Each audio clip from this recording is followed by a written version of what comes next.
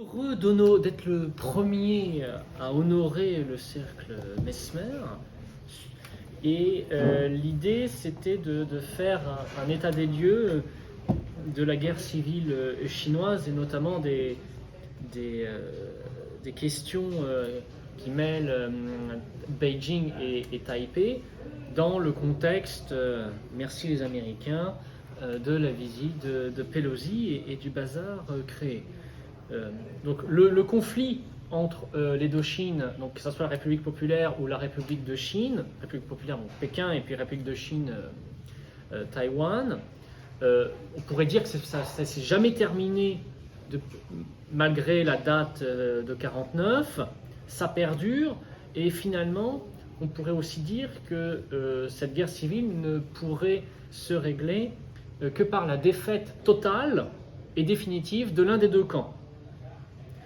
Cette opposition, et c'est pour ça que c'est compliqué, ce n'est pas juste une question de géopolitique, ce n'est pas juste une opposition entre un régime dit démocratique, parce qu'on va y revenir, mais Taïwan, en niveau démocratie, c'est quand même pas encore ça, et un régime autoritaire que serait Pékin.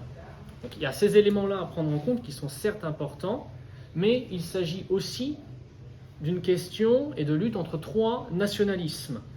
Il y a le nationalisme chinois à Pékin, il y a le nationalisme chinois à Taipei, et puis il y a le nationalisme taïwanais. Ce qui fait que les réponses à la question Chine contre Taïwan sont à chercher à la fois à Pékin et aussi à Taipei. Donc trois nationalismes. Le premier, le nationalisme chinois à Pékin, c'est pas compliqué, c'est le Parti communiste qui s'est transformé en parti nationaliste et qui veut qu'une seule chose, c'est l'unité entre la Chine continentale et puis Taïwan. Le nationalisme chinois à Taipei, c'est tout simplement les descendants et les membres du parti nationaliste qui ont fui dans la mouvance Chiang Kai-shek et qui veulent la même chose que le Parti communiste, l'unité entre la Chine et Taïwan. C'est juste qu'ils ne sont pas d'accord avec les communistes sur la modalité du régime, mais ce qu'ils veulent, après tout, c'est l'unité entre les deux. Et puis, il y a le nationalisme taïwanais, qui est nouveau, qui est né du conflit géopolitique pendant la guerre froide, et qui, lui, est un mouvement indépendantiste autochtone, selon lequel Taïwan, c'est pas pareil que la Chine. Il y a une culture taïwanaise, une histoire taïwanaise, qui n'a rien à voir avec la culture et l'histoire chinoise. Donc c'est ça qui fait vraiment le nœud du problème, c'est trois nationalismes. Et la grande partie du problème, c'est lequel des deux derniers nationalismes va l'emporter dans les joutes politiques à Taïwan. Et c'est pour ça qu'au fond, cette question est un peu ingérable et va devenir ingérable si les États-Unis continuent de s'immiscer dedans. C'est que quand on lit les rapports américains, pas sûr qu'ils aient compris qu'en fait il se jouait le destin de trois nationalismes différents. Au fond, ce dont il est question, c'est une question de savoir qu'est-ce que l'histoire chinoise, qu'est-ce que la Chine, qu'est-ce qui fonde la légitimité du pouvoir politique, à savoir quelle est la place de l'ontologie Ming, du confucianisme et du légisme face à la modernité politique tirée de l'Occident.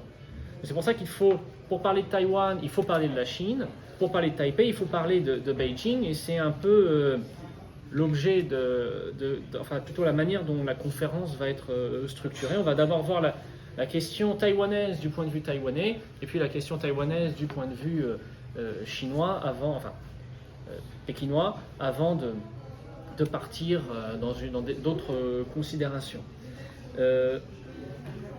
Pour commencer, et c'est la première question épineuse, c'est la question des rapports entre l'île de Taïwan et puis la Chine continentale. Les Chinois expliquent que Taïwan a toujours fait partie intégrante de l'Empire, et puis les Taïwanais vont vous expliquer qu'en fait non, c'était une administration, enfin c'était une intégration administrative très très lâche et en pratique il n'y en avait pas. Donc en fait Taïwan c'est autre chose que la Chine. Quand on regarde l'histoire, vous avez les premières interactions entre les populations de Taïwan, donc les autochtones, et puis l'Empire chinois qui remonte au XIIIe siècle. Cela se fait par des marchands interposés. L'île n'est absolument pas inconnue des Chinois, puisque les premières mentions de cette île se retrouvent lors de la période des Trois Royaumes, c'est-à-dire la période 220-265 après Jésus-Christ. Et du XVIe au XVIIe siècle, l'île de Formose, donc Taïwan, s'utilise, enfin, c'est une sorte de zone franche pour le commerce entre l'Empire chinois et le Japon. Formose est déjà peuplée de diverses tribus,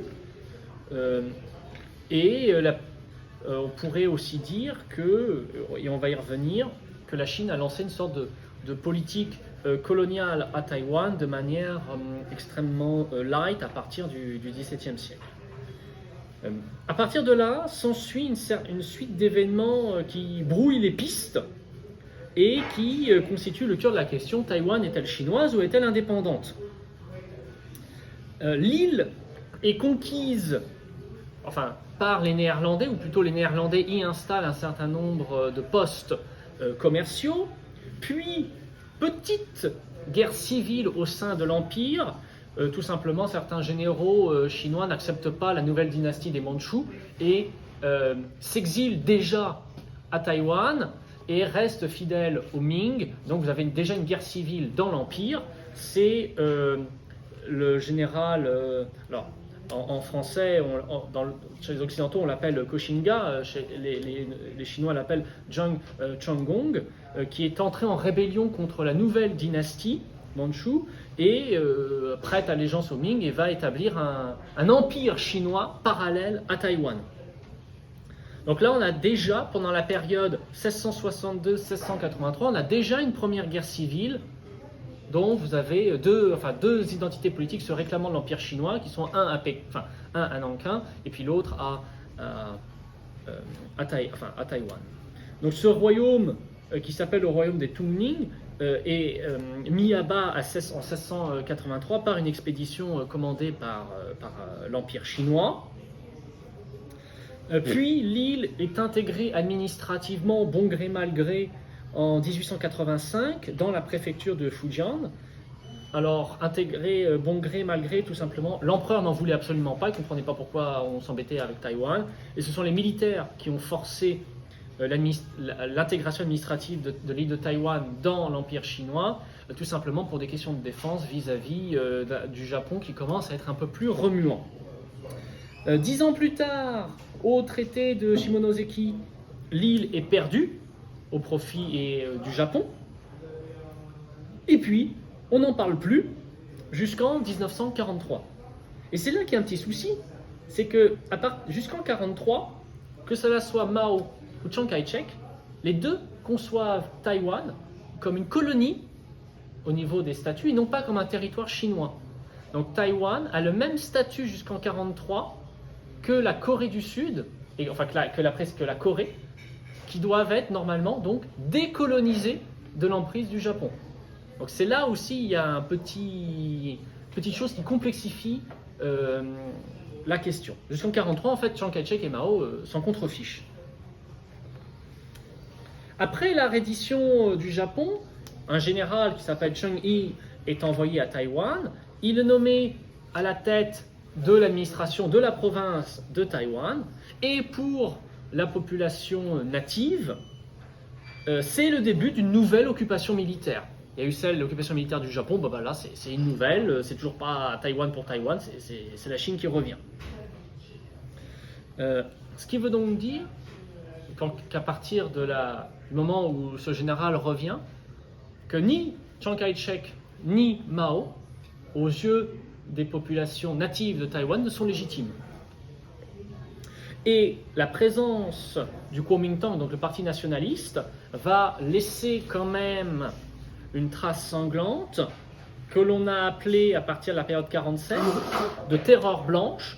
On parle quand même de 28 000 morts et un certain nombre d'intellectuels mystérieusement disparus ou mystérieusement défenestrés. Donc ça s'appelle la République de Chine. Donc aujourd'hui, c'est la démocratie taïwanaise. Hein.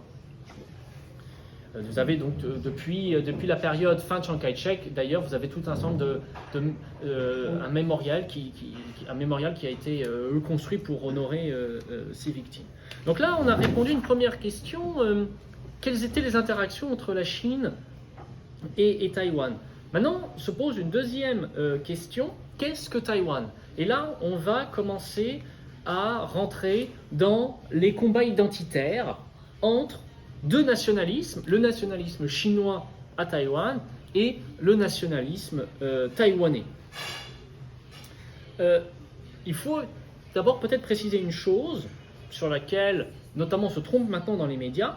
Taïwan, donc la République de Chine, c'est pas la démocratie idyllique.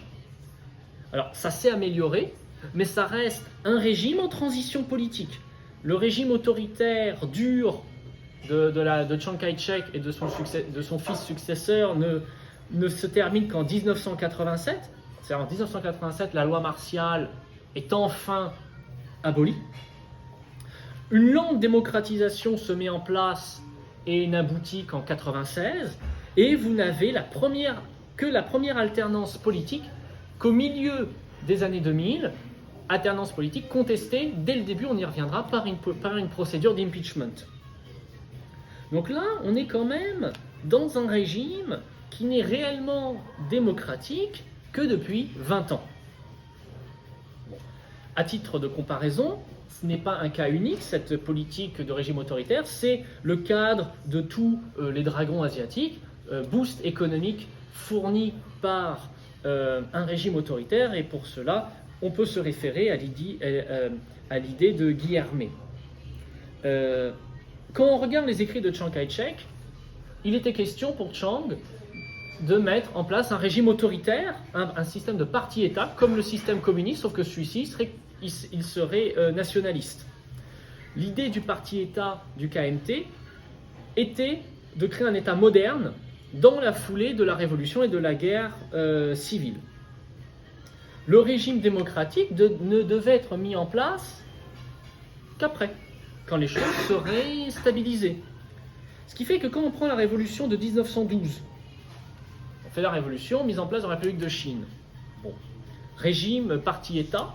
Normalement, le système du parti-État nationaliste ne devait être fini qu'en 1935. Et puis, en fait, il a été prolongé parce que Chiang Kai-shek a développé un certain goût du pouvoir et que quand on a un parti-État, c'est quand même un peu plus pratique.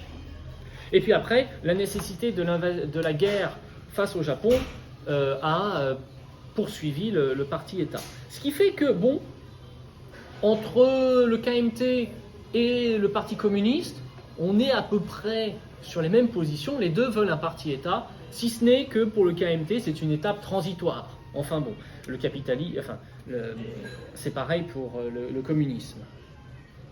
Et puis, peut-être aussi quelque chose qu'il convient de rappeler, parce que c'est souvent ignoré, au départ, Chiang Kai-shek était un admirateur du communisme et du bolchevisme, et c'est l'Union soviétique qui a servi de modèle pour la fondation et l'organisation du KMT. Pourquoi l'Union soviétique? Donc c'est que ce soit Chiang Kai-shek ou son prédécesseur Sun Yat-sen, parce qu'on ne pouvait pas, à cause des traités inégaux, se tourner vers l'Occident pour moderniser l'armée, donc il fallait bien se tourner vers quelqu'un, il restait que l'Union soviétique. Après, sous Chiang Kai-shek, les relations se sont distendues, et Chiang a cherché son modèle et a reçu de l'aide à la fois d'Italie fasciste et de l'Allemagne nazie. Non seulement pour moderniser l'État, mais pour construire l'armée. Tout en maintenant le jargon administratif bolchevique, c'est-à-dire que Chiang Kai-shek parlait, comme Lénine et Staline, de centralisme démocratique. Donc ça, c'est quand même quelques petites notions qui semblaient être importantes de rappeler par rapport à la République de Chine, c'est que l'on est en face d'un régime en transition. Et c'est cette notion de régime en transition qui va en fait servir de cadre à l'opposition entre ce nationalisme chinois à Taïwan et ce nationalisme taïwanais. Et cette opposition à travers de laquelle se joue une question de coexistence culturelle et ethnique. Si on regarde une carte, la géographie de l'île et puis les fonds marins ont quand même limité l'immigration chinoise sur Taïwan, ce qui fait que dans les périodes antiques, l'île est essentiellement peuplée d'aborigènes. La première tribu remonte quand même à 8000 ans, hein. Ça s'appelle la tribu des Gaoshan, hein, pour ceux qui seraient intéressés. Et la première grande migration chinoise remonte au XVIIe siècle, et cela compte pour à peu près 86% de la population chinoise immigrée que l'on retrouve à Taïwan. Une deuxième grande immigration, qui elle compte pour 2% de la population, se retrouve en 49, et là on parle des nationalistes qui ont fui avec armes et bagages après la défaite face à Mao. 1895, on en a parlé, c'était la cession de l'île au Japon avec le traité de Shimonoseki.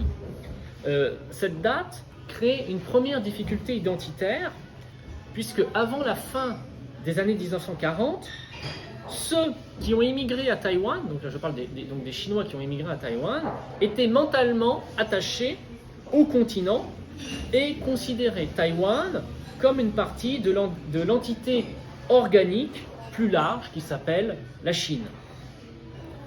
Et ce rattachement moral, identitaire et culturel à l'Empire chinois est devenu, puis à la République, est devenu la source spirituelle et morale du mouvement anticolonial de Taïwan et de la résistance culturelle contre la domination japonaise.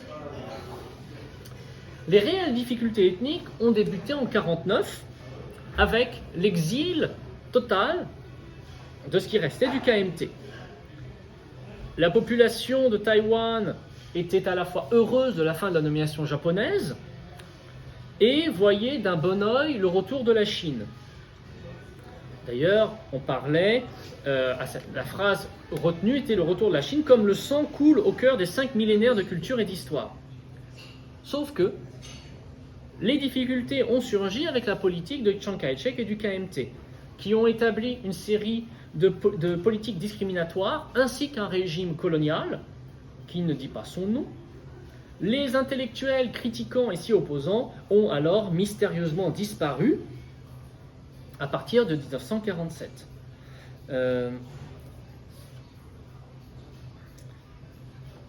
On cite souvent l'événement du 28 février 1947 comme marque, donc c'est une forte répression qui a servi en fait de déclencheur pour structurer la nouvelle identité nationale taïwanaise.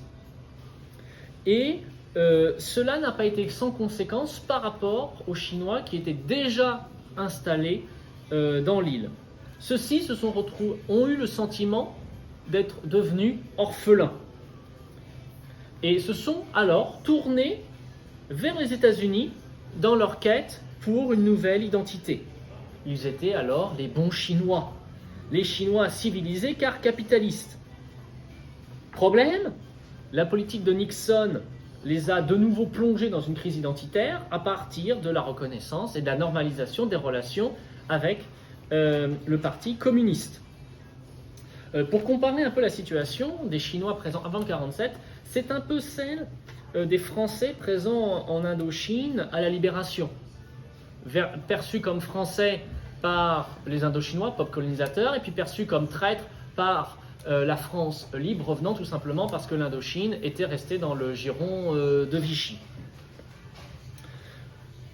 Pour Chiang Kai-shek, et ça c'est à partir de 1943, géopolitique oblige, Chine et Taïwan ne sont pas séparables. Avant 1943, c'était un territoire, c'était une colonie assimilée à un statut colonial.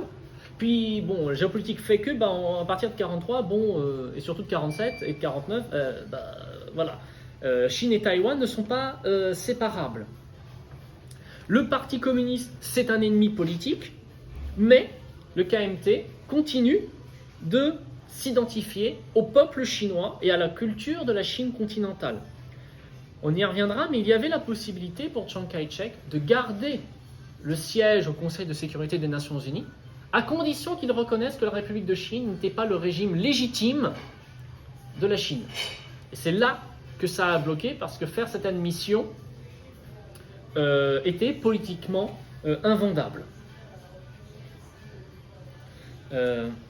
D'ailleurs, et on retrouve à ce propos un certain nombre de documents signés de la main de Chiang Kai-shek et à destination des ambassades américaines, notamment celle de Corée, dans lequel Chiang Kai-shek se plaint à l'ambassadeur contre les citoyens américains et dans le mouvement indépendantiste taïwanais.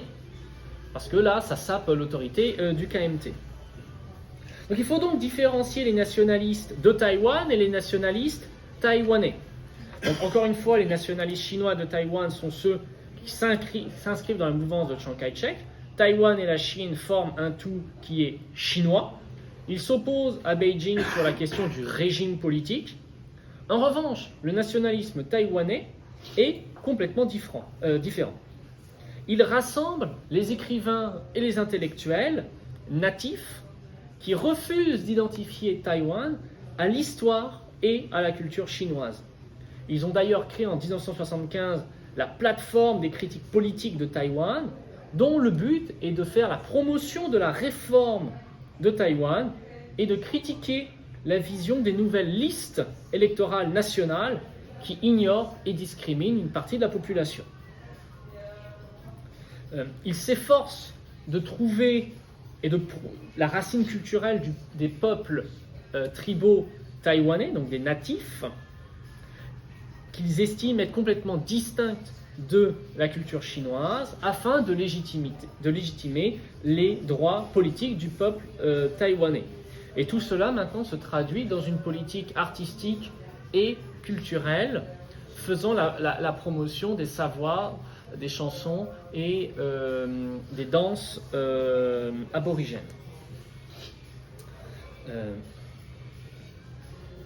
Le KMT, en réaction, a créé une politique qui aujourd'hui serait qualifiée de coloniale, dans laquelle les Chinois du continent, qui représentaient à l'époque quand même moins de 15% de la population, contrôlaient tous les secteurs politiques, sociaux et économiques. Dans ce contexte, les appels à l'identité taïwanaise ont constitué un attrait important et une source de force pour l'opposition. Et ce qui est encore après, qui complexifie la tâche, mais on ne va pas rentrer dedans, c'est que le mouvement nationaliste taïwanais s'est lui-même fractionné en deux mouvements plus ou moins distincts, à savoir la question, est-ce qu'il faut l'indépendance de Taïwan, d'accord, mais est-ce qu'on ne peut pas quand même garder quelques relations avec la Chine? Donc aujourd'hui, ce qui fait la fracture droite-gauche à Taïwan, c'est la question de l'identité taïwanaise. Plus on est situé à droite, plus on se situe dans la mouvance KMT, plus on est situé à gauche, plus on se situe dans la mouvance indépendantiste taïwanaise. Pour ne rien arranger à cette division, sous-division et redivision, le contexte géopolitique et son évolution n'ont pas facilité la tâche. Il faut d'abord distinguer les effets du contexte géopolitique du point de vue externe et puis les effets sur la politique interne. Par rapport aux effets géopolitiques, le point de base qui est important de garder, c'est 1954, c'est le traité de défense mutuelle qui a été signé avec les États-Unis. Dans cette logique, Chiang Kai-shek avait prévu entre 61 et 65 ce qui s'appelle le plan Guoguang, qui est tout simplement la réinvasion du continent. Bon, c'est resté à l'étape de plan. Parce que la crise de 1972, donc la normalisation des relations entre les États-Unis et la Chine de Mao, ont quand même tout chamboulé. D'ailleurs, on retrouve à ce propos un discours de Chiang Kai-shek dont voici la substance. Ces dernières années, certains pays démocratiques ont tenté d'ouvrir le rideau de fer par la négociation et de réduire la tension par la conciliation. Ces tentatives n'ont servi qu'à promouvoir une atmosphère internationale d'apaisement. Et dans la bouche de Chiang Kai-shek, apaisement veut dire trahison. Jusqu'en 1979, et l'arrivée au pouvoir de Deng Xiaoping, la politique chinoise consistait en l'idée qu'on allait tout simplement libérer par la force l'île. Puis à partir de Deng Xiaoping, l'idée était d'une unification pacifique. Puis après, on est parti dans le concept un pays, deux systèmes, qui a été mal compris et mal interprété, en tout cas de toute façon mal reçu à Taïwan. Pour Taïwan, l'unification doit être faite selon les trois principes du peuple, c'est-à-dire l'unité politique selon les termes taïwanais. Ce n'est qu'en 91 que le président qui s'appelle Lee Teng-hui a mis un terme aux mesures provisoires effectives pendant la période de la rébellion communiste. Et rébellion communiste, c'est le terme officiel utilisé dans la loi. Et c'est cet acte, en fait, qui suspendait la Constitution. Donc on s'est mis à appliquer une Constitution qu'à partir de 1991, quand celle-ci a été écrite bien avant. La crise des missiles 95-96 est un autre tournant. Alors, la crise des missiles 95-96, c'est tout à fait sympathique. La Chine bombarde les ports ou juste à côté des eaux territoriales taïwanaises, une salle de missiles pour rappeler c'est qui le patron.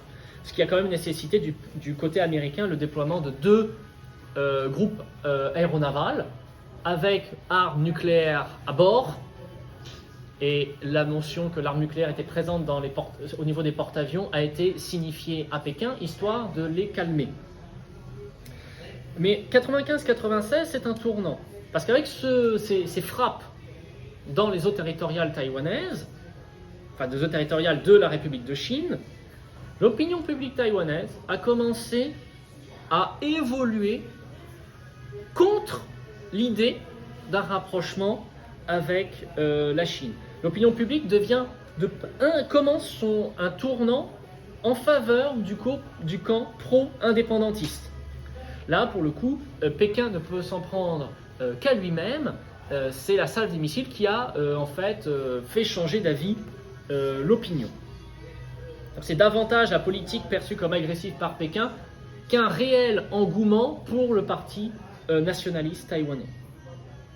Et ce qui est aussi assez drôle, c'est que le contexte géopolitique a été utilisé d'un point de vue politique par les indépendantistes taïwanais pour sortir d'une situation ubuesque. Les nationalistes taïwanais ont utilisé l'alliance américaine pour contester le KMT contester le KMT en exprimant une culture différente.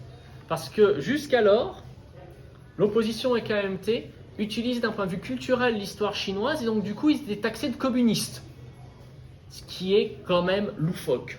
Quand on pense qu'ils n'ont absolument rien de communiste et que le simple fait d'utiliser l'histoire chinoise d'un point de vue politique vous fait taxer de communiste. Et si vous regardez les années 50-60 à Taïwan, vous avez un foisonnement de journaux et de revues qui oscillent entre culture taïwanaise, culture chinoise pour essayer de trouver leur voie. On a même des débats intellectuels par rapport à la notion de modernité comprise dans le sens chinois. Donc ça, c'est un premier élément du contexte géopolitique. Le deuxième conséquence, c'est que ce contexte géopolitique de la guerre froide a eu aussi des effets sur le contexte politique interne. Un premier effet, et on en a parlé juste un petit peu avant, se retrouve au moment où Chiang Kai-shek a l'option de garder le siège aux Nations Unies à condition qu'il abandonne la prétention à incarner la Chine. En gros, Chiang, tu veux garder ton siège aux Nations Unies, il n'y a pas de problème. Par contre, il faut renoncer à l'idée que la République de Chine, c'est le régime officiel, c'est le vrai régime chinois. Politiquement, c'était inacceptable. Aussi inacceptable parce que depuis les années 20, l'impératif d'unification nationale était le fondement de l'autoritarisme du parti KMT. Donc à partir du moment où on renonce, on se dit c'est quelque chose de différent, Chiang Kai-shek aurait été obligé de mettre en place des réformes politiques dont il ne voulait absolument pas entendre parler. Donc là, une partie du problème, c'est tout simplement Chiang Kai-shek qui a trouvé que l'autoritarisme et un régime autoritaire, c'était quand même vachement plus pratique pour mettre en place ces politiques. En gros, voilà, si on renonçait, il n'y aurait aucune raison de refuser au peuple taïwanais une pleine autonomie et de mettre un terme au régime colonial. Et ça, Chiang ne le voulait pas. Quand on regarde les discours de Chiang Kai-shek, avant, Chiang Kai-shek mettait l'accent sur la Chine, au niveau de Taïwan, la Chine en République de Chine. Après, l'accent est mis sur la notion de République de Chine, donc on a oublié la partie Chine en. Et pour son fils et successeur, Chiang Ching-kuo, il a essayé, vers la fin, toute fin, d'améliorer le sort des natifs de Taïwan. Il ne l'a pas fait par bonté de cœur, il l'a tout simplement fait parce qu'en jouant la carte des aborigènes, il comptait attirer la sympathie internationale sur Taïwan et utiliser, en fait, on met en place une politique pro-aborigène, pro-population native pour garder le soutien des Occidentaux, parce que le contexte de décolonisation fait qu'on était quand même assez susceptible sur ces questions-là. C'est donc, avec Chiang Ching-kuo, la fin du mandat, à la fin de son mandat, c'est la fin du régime colonial, c'est la fin des privilèges politiques, économiques et sociaux des continentaux à Taïwan.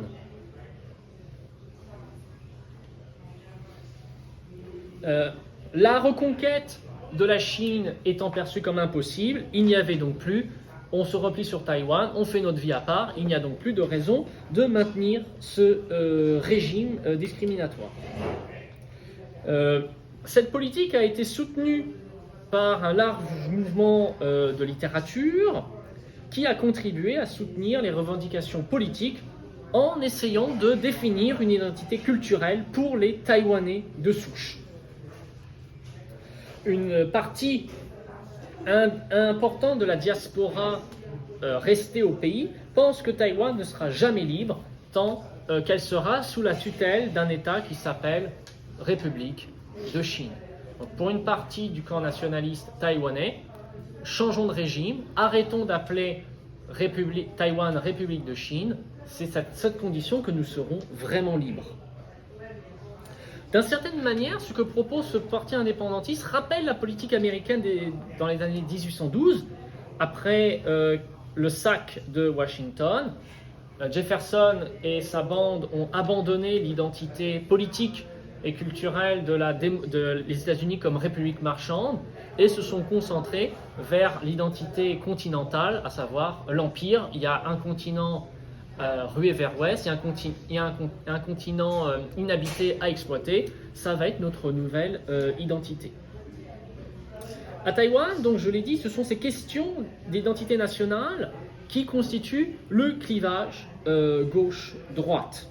Si on fait une sorte de chronologie des présidences à la tête de la République de Chine, donc après le fils de Chiang Kai-shek, de la période 1888 à 2000, nous avons Lee Teng-hui, qui est une présidence importante parce qu'il a essayé d'unir les Taïwanais derrière une vision commune d'une République de Chine qui serait amicale avec la République populaire de Chine, tout en conservant sa souveraineté propre.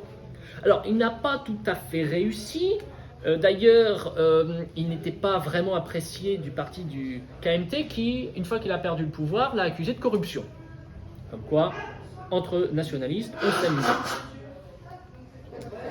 Par contre, sa présidence a conduit à ce qu'on appelle la renaissance culturelle taïwanaise dans les arts.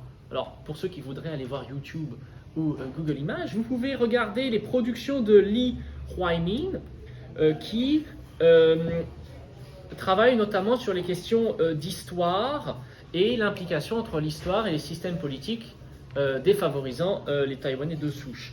Il y a aussi Luo Daiyo qui a mis en valeur la musique traditionnelle et populaire taïwanaise. Puis à partir de 2000 à 2008, nous avons la présidence de Chiang Shui-bian, qui lui, c'est la première alternance politique de l'île. Pour la première fois, il s'agit d'un président qui n'est pas affilié au KMT. Alors ça a très bien commencé, puisque dans les premiers jours, il s'est pris une procédure d'impeachment du KMT. C'est dire à quel point on aimait à cette époque la possibilité de l'alternance politique. Alors pourquoi est-ce qu'il s'est pris une procédure d'impeachment? Tout simplement parce qu'il a essayé de faire la promotion d'une bureaucratie et d'une armée qui n'était plus loyale au KMT, donc au parti, mais loyale à la nation. Et c'est à ce moment-là que la première motion de nation taïwanaise émerge dans les discours. Avant, c'est le parti-État, le KMT. Donc là, on essaye de changer les choses, et donc on va partir vers une institutionnalisation d'un État différent. Et donc c'est pour ça qu'il s'est pris cette procédure d'impeachment. Bon, dans la foulée, on l'a accusé de corruption, et puis son prédécesseur, Lee Teng-hui, a aussi été accusé de corruption par l'aile droite du KMT. Pourquoi? Parce que Lee Teng-hui a essayé de taïwaniser le KMT en faisant rentrer des Taïwanais, donc des autochtones, dans le KMT qui était alors réservé aux continentaux s'étant exilés. Donc, ça n'a pas fait plaisir aux radicaux, donc procédure corruption pour lui faire comprendre. Et puis 2008, alors c'est un grand moment puisque c'est l'élection de Ma Ying-jeou, le Macron taïwanais. Oui, parce que c'est quand même le spécialiste du en même temps, c'est le spécialiste taïwanais du double discours, être capable devant deux audiences le même jour de raconter deux choses complètement différentes, d'où le surnom du Macron taïwanais. Alors Ma Ying-jeou, comme tous les autres, c'est un Chinois né en Chine continentale, de parents continentaux. Il a, lui, fait un retour à la politique de Chiang Kai-shek, c'est-à-dire essayer de rétablir le système colonial. C'est-à-dire on met l'accent sur l'identité chinoise de Taïwan. Les Taïwanais, de côté, merci, au revoir. Alors cette présidence a complètement été cataclysmique, à la fois pour Taïwan et pour la Chine. Bon, cataclysmique pour Taïwan parce qu'à force de raconter tout et son contraire tous les jours, on finit par se contredire et ne rien faire. Et puis, donc ça s'est traduit en impopularité, et l'impopularité de Ma Ying-jeou a causé des cauchemars à Pékin, parce que plus Ma Ying-jeou devient impopulaire, moins les Taïwanais ont envie d'aller dans les bras de la Chine. Donc c'est posé la question pour la Chine, qu'est-ce qu'on fait? Est-ce qu'on essaye de le soutenir et essayer de sortir de son trou de popularité? Est-ce qu'on s'en débarrasse? Ou est-ce qu'on accélère sur la politique qui consiste en fait à voler les relations diplomatiques de la République de Chine en échange de soutien financier? C'est cette dernière option qui a été choisie. Voilà, donc la politique de Ma était cataclysmique parce que, à force de faire ces conneries, on en arrive, d'un point de vue à Pékin, on va arriver avec l'idée de One China, One Taiwan, ou l'idée de Two Chinas. Et là, c'est cuit. La politique orthodoxe du KMT qu'a essayé de mettre en place Ma Ying-jeou consiste en dire que le peuple de Taïwan est chinois, que Taïwan fait partie de la Chine, que le gouvernement de la République de Chine est le seul gouvernement légitime de toute la Chine, et que Taïwan et la Chine continentale devraient être réunifiés à l'avenir. En revanche, la position du parti indépendantiste est que le peuple taïwanais, bien que principalement d'origine chinoise, a le droit à l'autodétermination et que Taïwan et la Chine sont deux pays souverains distincts. Comme dans le cas de la corruption politique, l'évolution des normes acceptées en matière d'identité nationale a été particulièrement rapide depuis le début des élections réellement démocratiques. Si vous voulez, à partir des années 90, il y a une vraie liberté de parole qui est arrivée pour quelque chose, pour ce même propos que vous teniez en 90, vous le teniez sous Chiang Kai-shek, ça s'appelait l'exécution dans le meilleur des cas. Ce qui est assez amusant, c'est que le parti indépendantiste n'a ni inclus le mot Taïwan ni le mot Chine dans son nom. Il s'agit donc d'un parti exclusivement taïwanais qui rejette totalement l'identité chinoise. Et l'insigne, l'acronyme en anglais DPP, l'insigne, en fait, c'est une carte de Taïwan. Comprendre, qui voudra comprendre. Parmi les caractéristiques de l'identité taïwanaise mises en avant par le parti indépendantiste, reviennent régulièrement les idées suivantes. L'amour de Taïwan, la loyauté envers Taïwan et l'utilisation non pas du mandarin, mais d'un dialecte qui s'appelle le Minnan. Et puis, mise en avant de la culture taïwanaise locale et l'attrait tragique qui implique les références historiques telles que l'incident du 28 février et la Terreur blanche.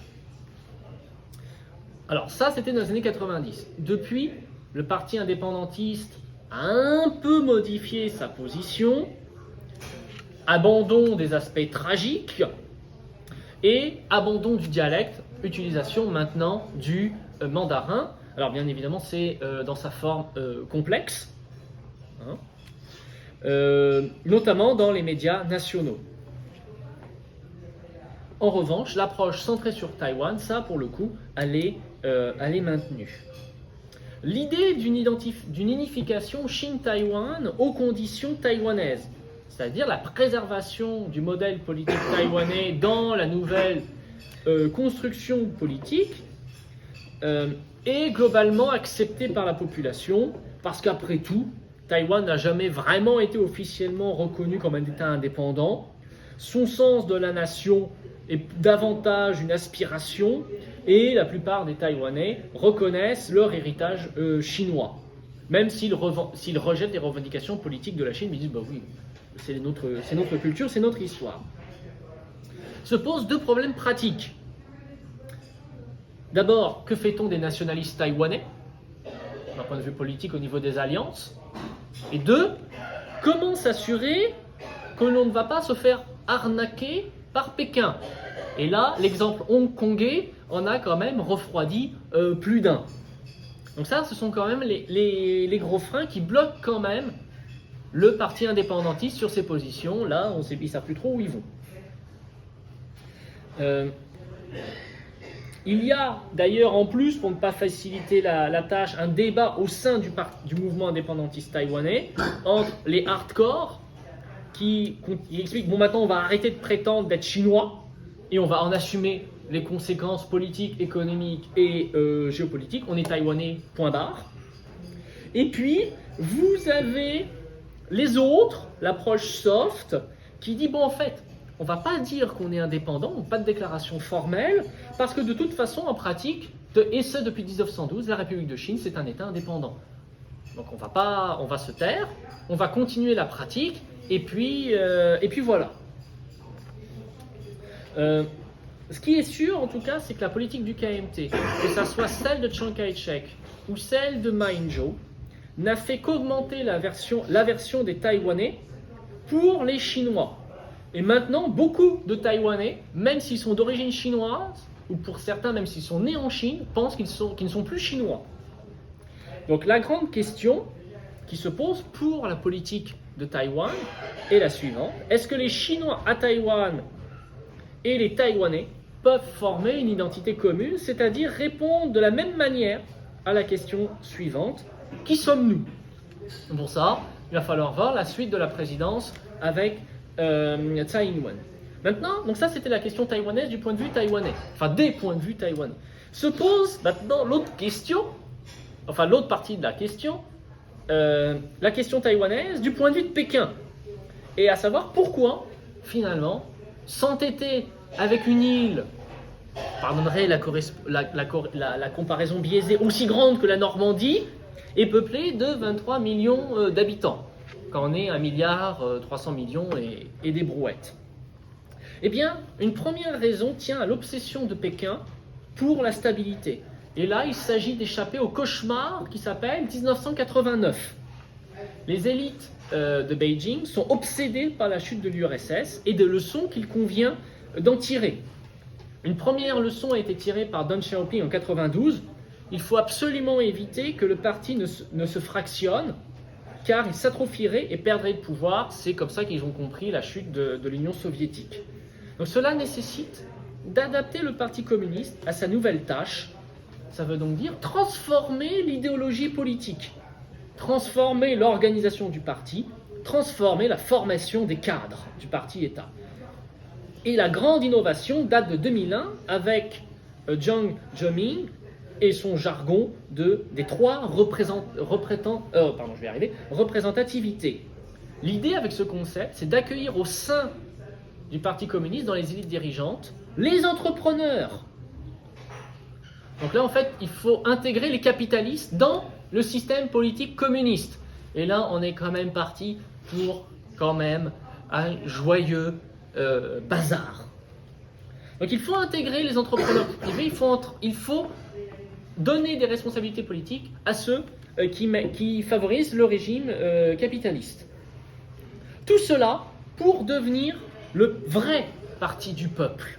Là, il y aurait effectivement tout le monde. Il y aurait l'armée, il y aurait les entrepreneurs, et puis il y aurait les dignitaires rouges, donc un parti vraiment populaire.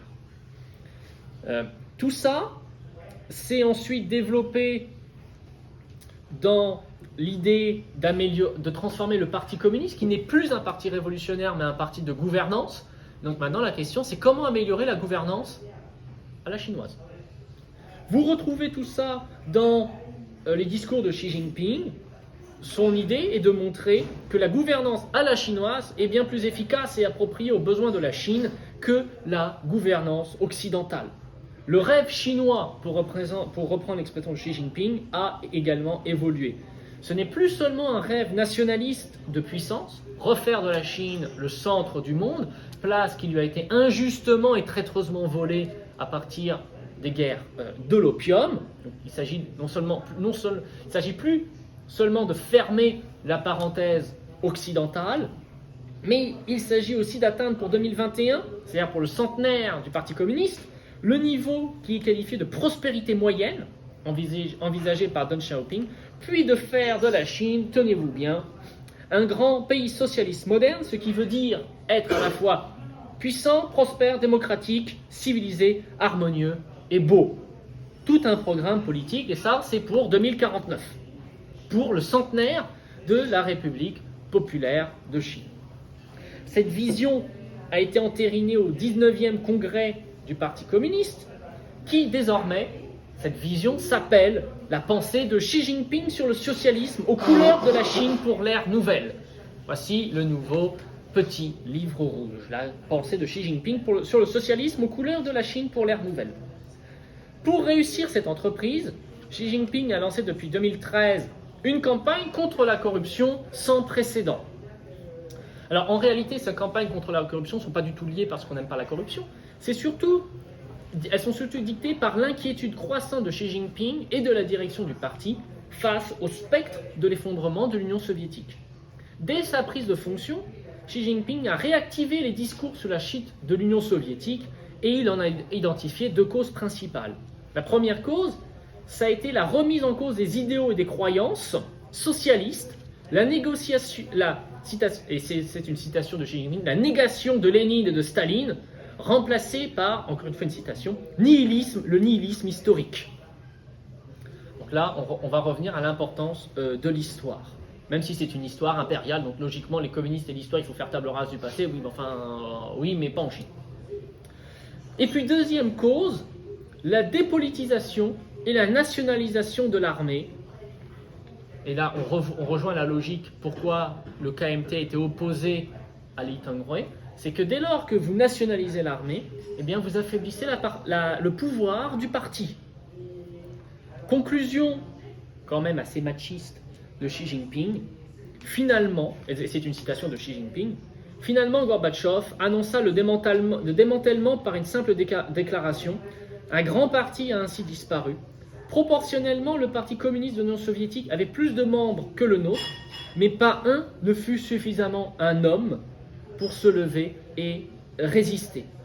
Il s'agit là d'une dénonciation des dangers de toute libéralisation bourgeoise. C'est absolument rien de nouveau, c'est tout simplement la poursuite de Tiananmen et l'arrestation en 1979 de quelqu'un qui s'appelle Wei Jingsheng, qui avait clamé un peu trop l'idée qu'il fallait transformer la Chine en démocratie.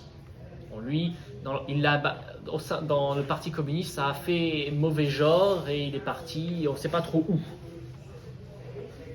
La critique de Gorbatchev consiste en la chose suivante: c'est un traître au socialisme, c'est le discours depuis 1991.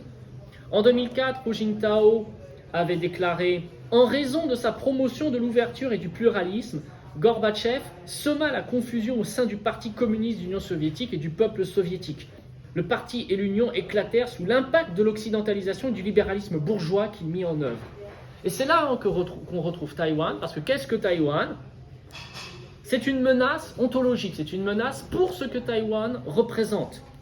Une fusion entre la culture chinoise et les critères politico-socio-idéologiques de l'Occident. La lutte contre cette occidentalisation est renforcée par Xi Jinping dans un document qui était censé rester secret mais qui a fuité, qui s'appelle le document numéro 9, dans lequel il attaque directement les valeurs politiques occidentales. Ce qui frappe quand on lit le document, c'est la nervosité face à la facilité avec laquelle l'Union soviétique a disparu. C'est sans doute, le document numéro 9, une manière de rappeler aux cadres dirigeants qu'il faut poursuivre la lutte contre la corruption et les réformes sans pour autant affaiblir le parti. Parce que figurez-vous que maintenant les membres du parti sont mis en coupe serrée, avant, quand ils partaient à l'étranger, c'était littéralement open bar, ils étaient capables quand même de rivaliser avec les soirées des princes saoudiens, ce qui, quand ils revenaient en Chine, faisait quand même mauvais genre. Bon, maintenant, pour deux boucles d'oreilles Chanel et un foulard Chanel, vous êtes expulsé du gouvernement et mis en enquête pour corruption. Comme quoi, les temps ont changé, l'austérité est aussi arrivée. Donc, lutte contre l'occidentalisation, répression féroce contre le mouvement constitutionnaliste en 2013, c'est encore une bande de fous furieux qui ont cru qu'avec Xi Jinping, c'était le moment d'améliorer la constitutionnalisation de l'État. Bon, apparemment, ils n'ont pas vraiment compris qu'ils avaient affaire, puisque Xi Jinping leur a reproché de vouloir enfermer le Parti communiste dans la cage de la loi. En gros, il n'y a aucune réforme politique à l'ordre du jour. Il faut juste faire des réformes administratives pour renforcer l'efficacité du gouvernement. Et ça, par contre, ils y arrivent plutôt bien. Et quand on fait des études d'opinion en Chine, en fait, vous remarquez que la démocratie s'en fiche. Tout ce qu'ils veulent, c'est une meilleure gestion des affaires publiques. Et en ce sens, ils se rapprochent des Taïwanais qui n'ont strictement rien à faire à la démocratie. Tout ce qui compte pour eux, c'est la meilleure gestion de la gouvernance. Donc là-dessus, bon. Si vous voulez, dans les dernières études d'opinion, les Taïwanais et les Chinois sont davantage proches entre eux que les Taïwanais sont proches des États-Unis quand il s'agit de définir la démocratie. Donc, d'où la volonté de Xi Jinping de concentrer plus de pouvoir que de ses prédécesseurs, donc pour améliorer la gouvernance et accélérer les réformes administratives, de relancer le culte de la personnalité abandonné après Mao. Le but final, c'est de reconstruire la légitimité politique du parti communiste qui est attaqué par le contre-modèle taïwanais. L'idée est d'assurer la survie à long terme du Parti communiste. Parce qu'il s'agit vraiment d'une question de survie pour le Parti communiste et ça va être l'avant-dernier point. Le système politique chinois, on pourrait se dire, a de beaux jours devant lui parce qu'il est extrêmement opaque. Et cette opacité devrait suffire à elle seule de protection. Je crois que quand il se passe quelque chose dans le système politique chinois, on sait ce qui s'est passé, mais alors la raison, on la connaît 20 ans après. Le Parti communiste, enfin le système politique est structuré autour de 2300 délégués qui sont en théorie élus. En pratique, en fait, ils sont choisis et vous avez légèrement plus de postes enfin légèrement plus de candidats qu'il y a de postes, et puis les candidats qu'on a mis de côté, en fait, ils ont le poste dans la prochaine fournée. Le congrès du parti se réunit tous les 5 ans, il approuve le rapport du secrétaire général et il élit le comité central en choisissant les candidatures sur une liste bloquée sur laquelle il y a, là aussi, plus ou moins dans les échelons, il y a autant de candidats qu'il y a de postes. Comme ça, on ne fait pas de déçus, tout le monde est content, tout le monde trouve le système merveilleux. Le comité central élit à son tour les instances suprêmes du parti, à savoir le bureau politique et son comité permanent. Puis, également la commission militaire centrale, ce qui fait que quand vous voulez être le chef en Chine, il faut à la fois contrôler le parti et la commission militaire centrale. Alors par contre, comment est-ce qu'est élue la commission militaire centrale? Eh bien, personne ne le sait. La procédure est inconnue, sauf des membres du Politburo. Alors bon, là, toutes les combinaisons sont permises. Donc encore une fois, il faut vraiment les deux pour être en position de force en Chine. Et petite modification sous Xi Jinping, qui instaure le principe de cooptation par le haut. Ce qui veut dire, cooptation par le haut, ça se traduit dans le discours communiste par la formulation suivante: il faut écouter l'opinion publique. Enfin, l'opinion publique, c'est 258 délégués. Hein. Bon, il ne faut quand même pas exagérer.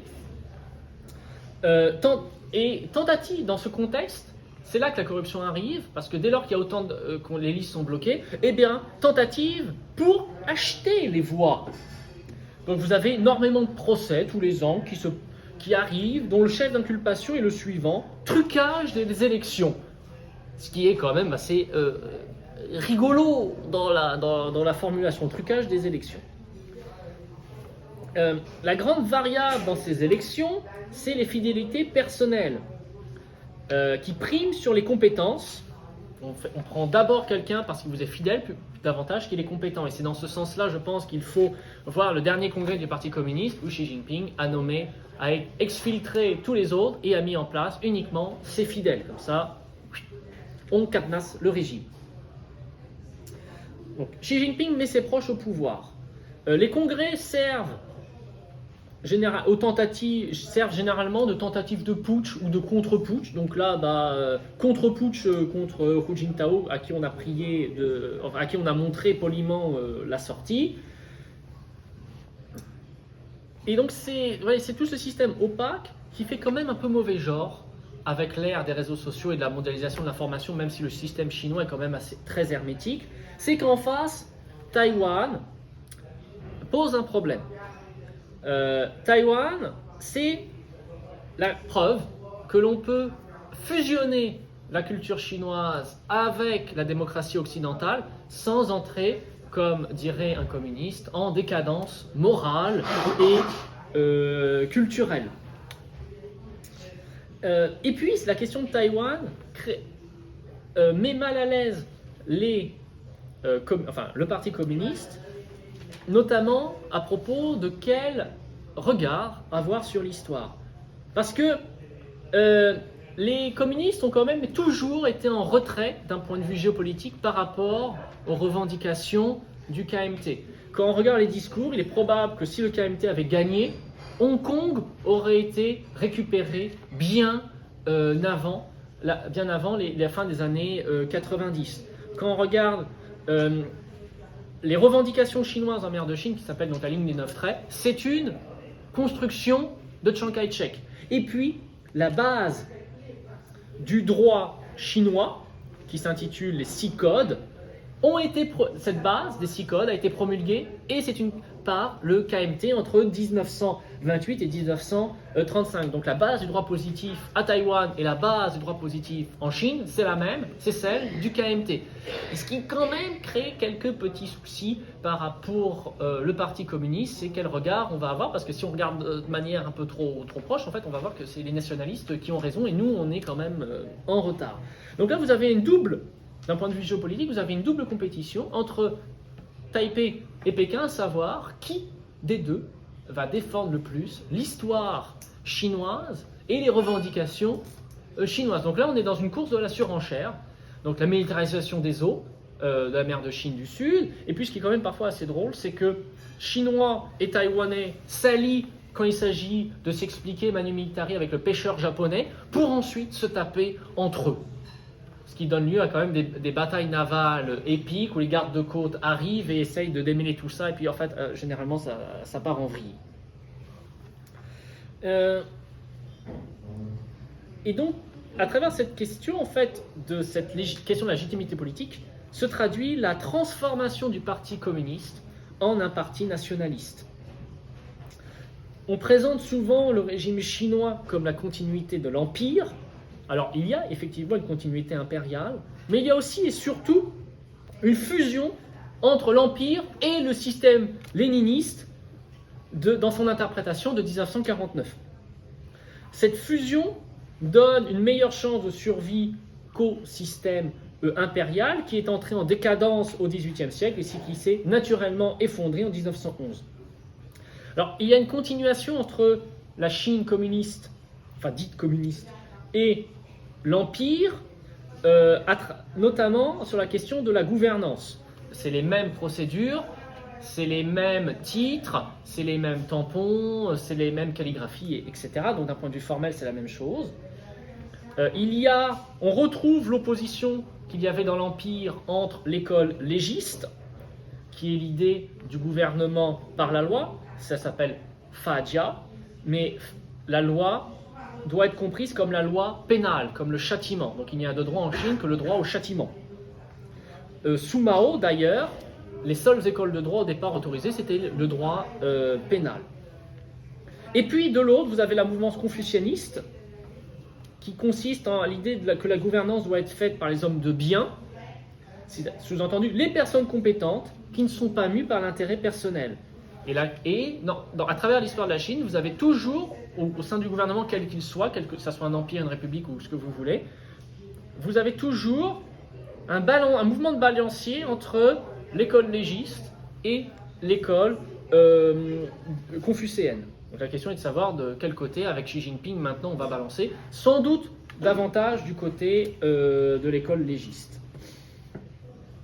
La démocratie en Chine, ça veut dire démocratie socialiste, ce qui ne veut pas dire système dans lequel tout le monde vote, ou qui institue la règle de la majorité, mais ça veut dire un système dans lequel le gouvernement écoute le peuple. C'est aussi la même interprétation chez Chiang Kai-shek. Sous-entendu que ces politiques reflètent l'opinion publique. Importance donc des sondages d'opinion et surtout des talk shows. Alors ça c'est très très drôle les talk shows parce que quand on utilise un concept creux comme la notion d'harmonie, il faut quand même savoir ce qu'on met dedans. Donc généralement on prend tous les talk shows et puis on envoie un militaire à la retraite, un membre du parti, un ancien diplomate. Chacun a une définition du concept et on prend comme définition officielle celle qui a le plus d'audimat. Voilà. Donc les concepts géopolitiques en Chine, pour savoir ce que ça veut dire, il faut regarder les talk shows et l'audience. Ce qui est comme ça une manière aussi d'écouter le peuple. D'où la passion pour des Taïwanais, des Chinois pour tous les talk shows divers et variés. Les Chinois sont bien plus concernés par les résultats que par les procédures utilisées par le parti État pour les obtenir. Et là, il y a aussi une similitude avec le KMT. Le peuple avait le droit de se révolter. C'est l'idée utilisée par Mao pour prendre le pouvoir au KMT. Et c'est pour éviter que le peuple utilise à nouveau son droit à se révolter que le Parti communiste quitte son idéologie communiste pour devenir un parti nationaliste. Développement de la grande puissance chinoise, développement des outils de puissance comme les porte-avions pour montrer à la population chinoise que c'est le Parti communiste qui est le plus légitime à faire de la Chine la grande puissance. Friction plus ou moins organisée lorsqu'un avion ou un navire américain se promène dans les eaux revendiquées par la Chine pour montrer en fait que voilà, le Parti communiste n'a pas peur. La question c'est, dès lors que vous commencez à droguer l'opinion publique à ce genre de démonstration de force, il faut une dose de plus en plus importante et à un moment donné vous n'êtes jamais à l'abri d'un petit dérapage non contrôlé.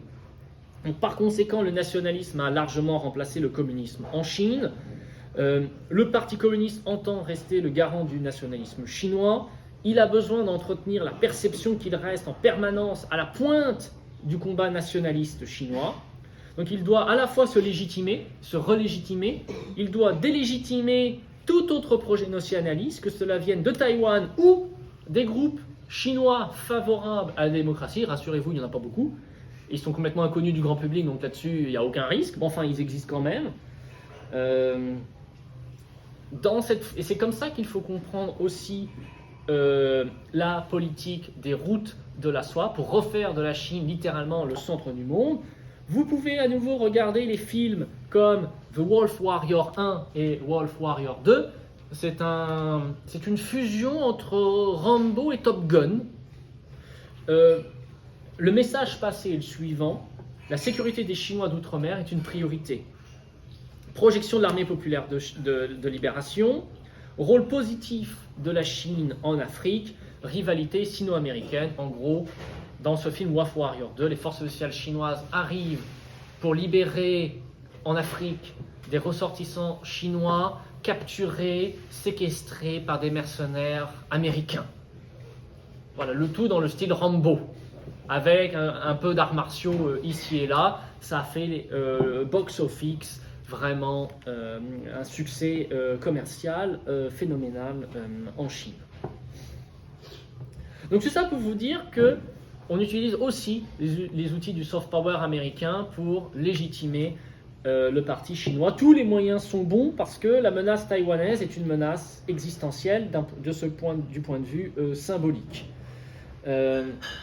Enfin, la Chine conçoit l'histoire comme source de l'identité et de la légitimité politique.